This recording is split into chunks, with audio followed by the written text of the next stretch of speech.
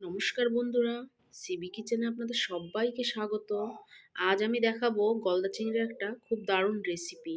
তার জন্য আমি এখানে 500 গ্রাম গলদা চিংড়ি নিয়ে নিয়েছি। এবার চিংড়িগুলোকে ভালো করে কেটে পরিষ্কার করে নেব। গলদা চিংড়িগুলোকে কিন্তু আমি খুব ভালোভাবে কেটে নিয়েছি, আর সব চিংড়িগুলোর এই মাথার কাছটাতে একটু কেটে নিয়েছি, কারণ এখানে ময়লা থাকে, ময়লাগুলো ফেলতে হবে। আর আমি এখানে নিয়ে নিয়েছি, দেখুন চিংড়ি মাছের যে পা গুলো হয় ওগুলো আমি কেটে রেখেছি, কারণ এর ভেতর থেকে খুব সুন্দর একটা শাঁস থাকে। শাঁসটা খেতে কিন্তু খুবই সুস্বাদু লাগে। তাই আপনারা যদি এটা না খেয়ে থাকেন, অবশ্যই একবার ট্রাই করবেন এই চিংড়ি মাছের শাঁসগুলো খাওয়ার জন্য। দেখুন ওই ভেতরে শাঁস থাকে। এটা আমি এই মাছের সঙ্গেই রান্না করে নেব। আর আপনাদেরকে এখন দেখাবো এই চিংড়ি মাছের মাথায় এখানে যে আমি কেটে নিয়েছি, এখান থেকে ময়লাগুলো বার করাটা। এখান থেকে আমি ময়লাটা বার করে নিচ্ছি। দেখুন এই যে ময়লার থলিটা বার করে দিয়েছি। দেখুন এই যে একইভাবে অন্য মাছগুলো আমি বার করা দেখাচ্ছি। এই যে এটারও আমি দেখাচ্ছি, এই যে বেরিয়ে এসছে। এইভাবে আমি সবকটা মাছেরই ময়লাগুলো বার করে নেব। এই যে সব মাছগুলো আমি ময়লা বার করে আমি ধুয়ে পরিষ্কার করে নিয়েছি। এবার মাছগুলো স্বাদ মতো নুন দিয়ে দিচ্ছি, আর পরিমাণ মতন হলুদ গুঁড়ো দিয়ে দিচ্ছি।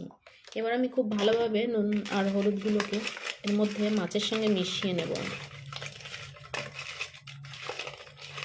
এভাবে মাখিয়ে আমি 15 থেকে 20 মিনিট এভাবেই রেখে দেব। তারপরে রান্নাটা শুরু করব। আমি এখানে কড়াই বসিয়ে দিয়েছি, কড়াই গরম হয়ে গিয়েছে, দিয়ে দিচ্ছি সর্ষের তেল।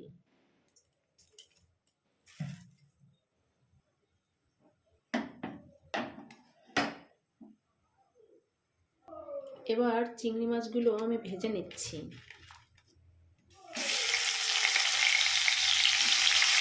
খুব বেশি ভাজবো না, হালকা করে ভেজে নেবো। এখানে একটা ছোটো চিংড়ি আছে, আমি ওটাও দিয়ে দিচ্ছি।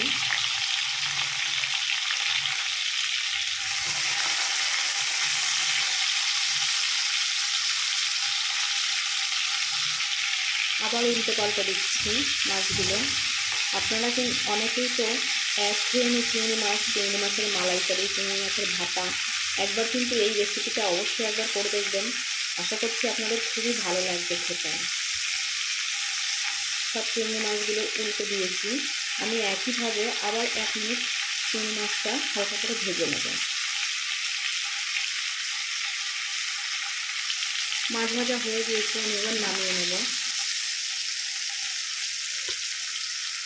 আমি চিংড়ি মাছের পাগুলোকে একটু দিয়ে নাড়াচাড়া করে নিচ্ছি।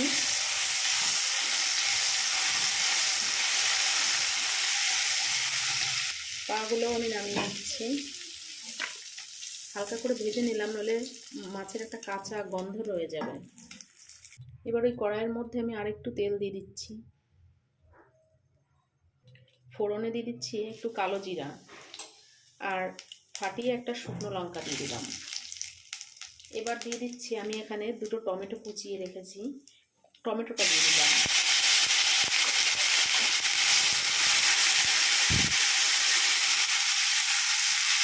এভাবে টমেটোটা 2 মিনিট নাড়াচাড়া করে নেব। আমি একটু নুন দিয়ে দেবো, যাতে টমেটোটা খুব তাড়াতাড়ি গলে যায়। স্বাদ মতো নুন দিয়ে দিলাম।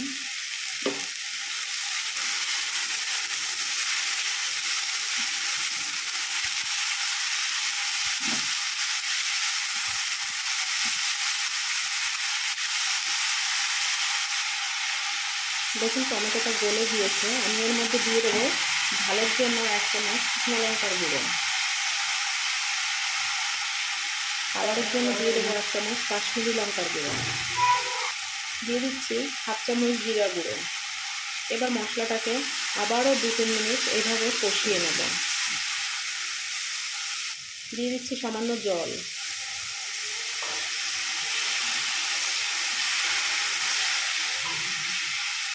দিয়ে দিচ্ছি পরিমাণ মতন হলুদ গুঁড়ো। এবার আমি দিয়ে দিচ্ছি, আমি এখানে 4 চামচ সাদা সর্ষে আর 4 চামচ পোস্ত দিয়ে বেটে নিয়েছি সমানভাবে, দিয়ে দিচ্ছি।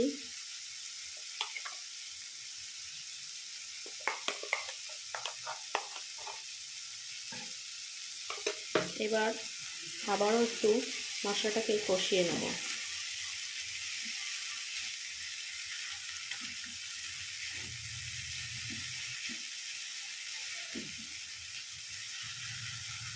এবার আমি দিয়ে দিচ্ছি জল। মশলাটা ভালোভাবে কষানো হয়ে গিয়েছে, আমি আর কিছুটা জল দিয়ে দিচ্ছি।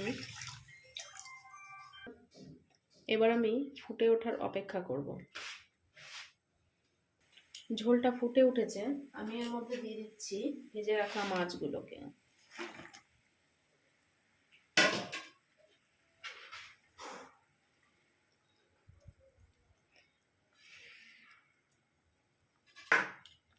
দিয়ে দিচ্ছি 3টে কাঁচা লঙ্কা। আমি আবারও মাছটাকে দিয়ে 3-4 মিনিট ঝোলটাকে ফুটিয়ে নেব। রান্নাটা কিন্তু আমার ফাইনালি তৈরি হয়ে গিয়েছে, এবার আমি নামিয়ে নেব। গ্যাসটা বন্ধ করে দিচ্ছি, নামিয়ে নিচ্ছি।